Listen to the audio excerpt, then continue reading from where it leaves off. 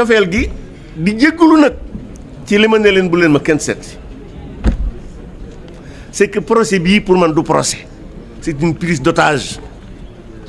man nag dama dul nangu ñu jël ma en otage may bàyyi samay bokk ak samay xarit ñuy dem ci sama ravisseur di ko laaj pour ñu seet si ma gis nga bu ma doon dee rëbës nit du ma tiim du jabar du doom du xarit parce que la ma fa yóbbu du c'est une escroquerie judiciaire kon bi nga xamee ne donc enquête nañ ma ba pare question yi léeg-léeg damay jàpp waaye day poser question yoo xam ne dama naa ko lii du question c'est un réquisitoire mu dem procureur soppi ko ñu dem ba ca fin ba ñu indi ab définition guñaafiye li guñaafiye tekki lépp ñu indi ko lañ ca xam ñoom wax ba pare ma ne ko moo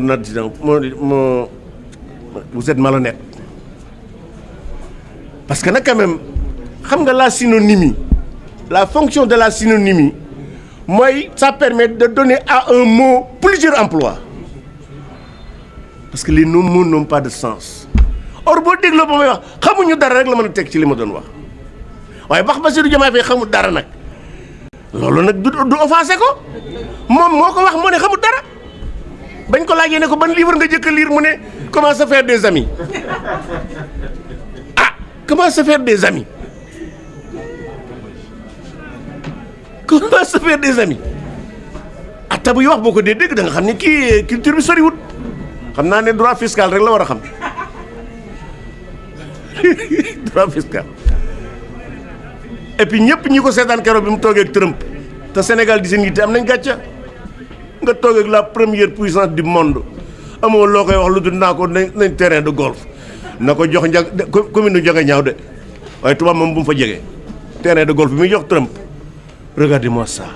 nga nekk président d'un pays un jeune toog ak la première puissance du monde amoo loo koy wax lu dul naa ko terrain de golf waaye nag liñ ma jàppee mu sell mi moom te tëj na làmb ji nee na ko moto président de la république mais li am solo nag mooy Ousmane Sonko li muy wax dëgg bëriwul waaye fii nag wax na dëgg Diomaye matut président de la république ndax su matoon président de la république keroog ba mu ko waxee la koy dàq président Senghor dàq na un président du conseil économique social environnemental au début de l'indépendance pour moins que ça yéen xamu leen ko du ma leen wax tur bi nag xam nga lan la Senghor président Senghor dafa defoon benn programme tuddee ko le décollage économique du Sénégal président conseil économique social booba di def discours ne c'est bien de décoller mais il faut penser à l'atterrissage c'est bien de décoller mais il faut penser à l'atterrissage Senghor ne ko man may wax décollage ngay tudd atterrissage dàq ko ca bis ba Diomaye Faye bu ma doon président de la République Ousmane Sonko nekkatul président de la République premier ministre Ibrahima Ndoye aussi bu fekkoon ne il était juste ne dafa may jàpp parce que damaa offensé Diomaye Faye Sonko moom lay jëkk a jàpp parce que Sonko li mu wax dafa garaaw Sonko constitution bu Sénégal la weddi parce que les dispositions qui donnent à Diomaye Faye une autorité ci constitution bi la nekk lenn dong la ko constitution bi santu mooy mu soppi ma jeeg wala mu soppi jànq jeeg waxambaane autorité bi fii kii moo ko jox Ousmane Sonko lui retire ça nee na amul autorité kon bu ñu amee ko ñu jàpp moom la ñu waroon a jàpp mais puisque Ibrahima Ndoye c'est un magistrat laxiste quand il s'agit de Pastef et punitif quand il s'agit de l'opposition moo tax jàppuñu ko waaye ki ko war a dàq nag mooy Diomaye Faye parce que nag c'est la première fois depuis la première république créée au monde un premier ministre jàkkaarloo président de la République ne ko amuloo autorité mais li gën a garaaw ci discours boobu du amuloo autorité bi lim ne ko boo mënut jox ma boobu gën a garaaw parce que au Sénégal le président c'est le principe électif mooy jox président la mooy jox def nit président de la République mooy def nit député mooy def nit conseil municipal wala conseil départemental kon Ousmane Sonko bu bëggee bas jox ko nekkatul par le principe électif parce que dans le principe électif pouvoir kenn du ko joxe bañ ñu joxe pouvoir moo ma génne PDS en 2009 sama baay bu baax bi ma ko mujjee gis xaalis bari la ma may dig ma ñaari kër keroog la ma mujjee gis ba ma xuloog doom ji tax man yaar yi moom réglé naa ko wóor na ma ne bis bu may dee kenn mënu ma caa tee dee ku dul suñu borom sama te daa cay dee sax ndax bis boobu laa war a dee muy sama bakkan bi dénk dama ko delloo yàlla ba mu jeex bi te mooy sama wërsëg bi dama ko delloo yàlla ba mu jeex booba laa noppalu du ma biddaa du ma bokkaale du ma takk téere du ma sangoog saafara bàyyi yàlla sa bopp te nag maa ngi koy sant gàttu ma ñuulu ma ñaaw ma ñii ñuul ñaaw gàtt nañ ma ko jéggal li may dem hôpital benn yoon laa ma sa hospitalisé kon maa ngi sant yàlla alors donc bi ñu ci rëbës bi ci toujours garde à vue bi ñu téye ba nee ma dañ lay placer en garde à vue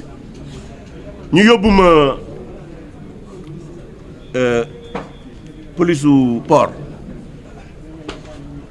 foofu nag daam lu fa xew man bi may génn laa ko xam wax dëgg yàlla bon je savais que y a un peu de truc là parce que bon xam nga boo nekkee kaso nanguwuñu laa jox say lunettes correctives nanguwuñu laa jox livre boo lire si jaada gu ma julli sax nanguwuñu ma ko jox mais pour man yooyu garawul quoi xam nga man réglé naa yooyu bu yàgg alors bi may génnee ci suba gi di dem Rebeuss gis sama doom mu am lu ma wax ne ma commissaire bi daf doon wax devant ces policiers naan Moustapha Diakhaté ci cellule bi laa ko dugal damaa nangu téléphone am ak kii pardon ay lunettes am dama ko empêché mu lire mu ne même garabu jabe kéem bi asman bi dama koo nangu bu ngeen ko rappelé ba ma jëkkee dem police mooy yoon wu jëkk ba ba may bind damaa bind ne je vais à la cybercriminalité avec un immense plaisir avec laisse retrouver des policiers de la République mais le commissaire de port il n'est pas un policier de la République c'est un voyou parce que lu mu doon maa ko mag moom bu xamee ne damaa feebar sama garabu feebar wul ko téye à la limite c'est un assassin mais puisque nag wolof Njaay daf ne ku la matut nawle bu mu la mat noonu je lui laisse son indignité et m'occuper de l'essentiel parce que ce n'est pas ça l'essentiel. Alors donc bi ma ñëwee bi ñu ma yóbboo ca kaw ba audition bi nag moom benn question tontuwuma ci quoi vous êtes au courant d'ailleurs bi ñu paree waa ji naa ma signal ma ne ko lu may signé say question ma ne ko sëñ bi ma non président dimbali ma signé ma ne ko dir waaye sëñ bi yow tam man lan laay signé bu may signé lan laay signé man wax yow say question man tontuma la di la signé alors mu yóbbu ma ñu dem toog fa wala toog lu yàgg am lu ngeen di wax nag yéen journaliste souvent la diw ma ngi ca kaaw ba le procureur va le recevoir le procureur ne reçoit personne dañuy toog ba 15 heures ñu dajaloo ñi nga xam ne dossier yëpp a nekk yëpp ñu séddoo ko kenn ku ne jox la paquet ñu ñëw taxaw Moustapha Diakhaté nga ñëw vous êtes poursuivi pour offense au chef de l'État da nga koy weddi wala da nga koy dëgg nga ne ko weddi naa mun la yóbbu mandat de dépôt c'est-à-dire que le procureur li nga xam ne enquête de police bi ñu koy jox ak enquête de gendarmerie ci lay yem pour def le mandat de dépôt ça c'est de la paresse. Évidemment les gens me disent que oui questionnaire yi ñoom ñoo koy def extra mais la moindre des choses mais wol nit ki nga toog nga ne ko lii la ñuy topp qu'est-ce que vous en pensez et c'est pourquoi da ngay gis ñu yóbbu kaso mu am fa juróom-ñetti at pardon ñu relax parce que l'enquête au départ n'était pas bonne am na benn waay boo xam ne fekk na ma ñoo bokk nañu ne ñaari guddi dañoo convoqué jabaram mu jël jabaram yóbbu ko police dugal ko ci biir bàyyi ko génn soxna sa fexe ba dem ñu ne ko yaa ko dawloo yow naka la nit di yóbboo jabaram police nga ne ko yaa ko dawloo xanaa bu ko doon dawloo koy du ko indi et si le procureur bi mu demee flagrant délit dañ ko bàyyi loolu bu ko procureur déglu woon bis bi mu ko jëkkee woo mais da koy relax ci bis bi du ñëw Rebeuss loolu yi la ñuy bañ ko wax nag ñu naan da ngay critiquer la magistrature alors donc bi ñu ma defee mandat de dépôt ñu yóbbu ma alors bi ñu may atte comme ci quoi ñu bari ci yéen fekk na ko dama ne du ma tontu procureur du ma wax yow ci biir wax ji procureur juge bi nee na ma waaw monsieur Diakhaté il faut pas attaquer le procureur encore une fois je dis aux juges et à tous les magistrats du Sénégal c'est que les citoyens des Sénégalais li leen may sañ-sañu ñu critiquer président de la République critiquer gouvernement critiquer assemblée nationale mi ngi ci constitution bi terewul benn Sénégalais mu critiquer un magistrat lan la citoyen war a def li Diomaye Faye defoon magistrat yi saaga leen li citoyen war a def mooy Ousmane Sonko li mu def bëgg démb taxer la Cour suprême de magistrats de corrompus li Sénégalais yi war a def mooy li Ousmane Sonko wax ne les membres du conseil constitutionnel c'est des délinquants à la loi mais un procureur partisan nga ne ko tu es partisan ñu naan la amuloo droit boobu donc ñu yóbbu ma dem ñoo demee cette fois-ci yóbbuwuñu ma 42 nag yóbbu ma 6 waaye wax dëgg yàlla danaa ci ñëw bu ci kanamee maa ngi nuyu ci biir loolu nag ñi ma bokkaloon Rebeuss nuyu waa 42 ñoom Lat Diop ñoom Farba Ngom am na yoo xam ne du ma tudd tur yi damay wax jëwriñ rek ñoom xam na am imam xam na Sagna xam nga Ahmed xam na moom mooy chef de chambre bi am na ku sant Cissé ku bees ku fa ñëw ak commandant maa ngi leen di nuyu di encore une fois di leen exprimer sama sympathie ak sama solidarité di nuyu nag waa 6 nag avantage bi mooy c'est vrai chambre bu ndaw la waaye boo fa nekkee moom kaso bi yëpp ngay gis daa ñëw bu ci kanamee encore une fois yéen ñëpp maa ngi leen di nuyu di leen exprimer suma ci biir loolu nag ci laay ñëwee ci les conditions carcérales à la maison d'arrêt de Rebeuss gis nga mes chers journalistes souvent danaa koy dégg ci yéen ñu bari ci yéen bu ñuy wax da ngay dégg ñu naan yàlla nañu caabi féete gannaaw yàlla nañu génn damay dégg journaliste di ko wax lu bari ak ñi nekk hôpital saa si ko ak xaw ma dañ leen koo jàngal xaw ma yéen a ko tànnal seen bopp waaye lu ngeen ci wax rek am na lu ngeen umpale xew Rebeuss d'abord ay fas moo taxoon tubaab bi defar ko bi ñu amee indépendance ñu jox ko comment il s'appelle état bi jël ko def ko prison alors bi nga xamee ne tey jii boo demee Rebeuss la fa xaj ci nit normal c'est 800 personnes au minimum il y a 3500 personnes loolu xam ngeen ne jaaduwul et globalement les prisons du Sénégal taux de remplissage bi c'est 262%. loolu nag ñaar ñi ñoo ko waral benn bi c'est l'état du Sénégal depuis 1960 nanguwu ñëw tabax kaso te kaso bi yow yokku nañ population bi yokku nañ délinquants yi yokku nañ nga ne doo yokk prison kon yaa nar a ñi nga xam ne ñoo nekk ci kaso loolu c'est de la responsabilité des états des gouvernements du Sénégal depuis 1960. ci romb nit ne ko asalaamaaleykum mu ne mandat de dépôt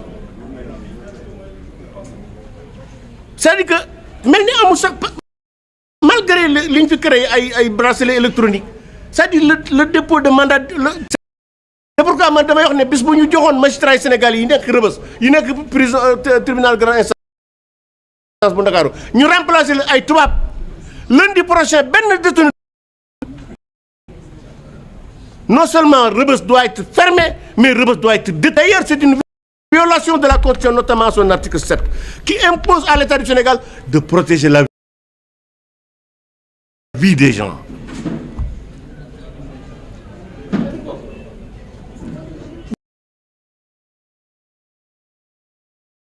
Bu fekkoon ne administration pénitentiaire amuñu xarañ nit du dugg Rebeuss génn ak bakkan loolu nag dafa war a dakk c'est pourquoi ma l'administration pénitentiaire le directeur son adjoint le chef de cour son adjoint et l'essentiel l'ensemble des fonctionnaires am te kon am na ci benn yoo xam ne gis naa ñu def loo xam ne loolu dafa war a dakk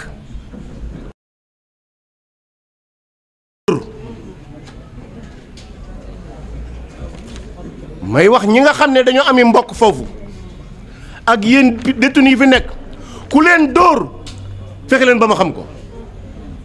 et non seulement fexe leen ba ma xam mais bu ma jógee ci lii danaa dem rencontrer l'ensemble des associations des droits